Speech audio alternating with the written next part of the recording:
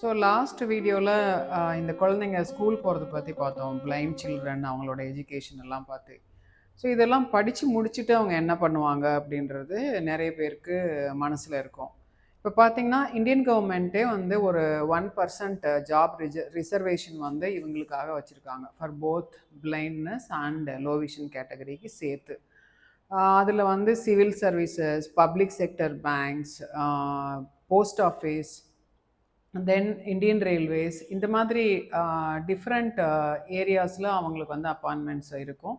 இதுக்கு என்ன எக்ஸாம் தேவையோ அதை வந்து அவங்க எழுதிட்டு நிறைய பசங்க வந்து இதில் பாஸ் ஆகி வெளியே வந்திருக்காங்க. ப்ரைவேட் செக்டர்னு எடுத்தோம்னா அட்மினிஸ்ட்ரேட்டிவ் லைனில் data entry operators, assistants, clerical jobs இது மாதிரி இருக்கும். And professors, like teachers and counsellors இந்த எஜுகேஷ்னல் ஸ்ட்ரீம்.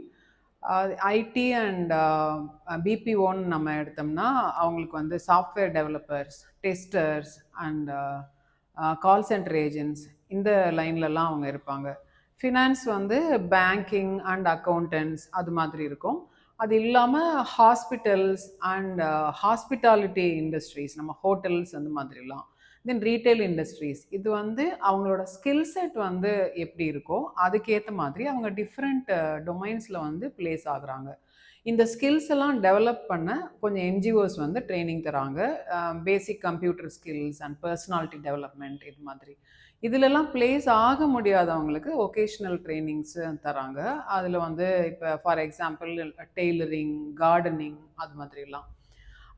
ஒரு பர்டிகுலர் ரீஜனில் ஒரு ரீஜனல் ப்ராடக்ட்ஸ் வந்து ரொம்ப ஃபேமஸ், அது பண்ணுறதுக்கு கூட அதுக்கான ட்ரைனிங் எல்லாம் வந்து தராங்க.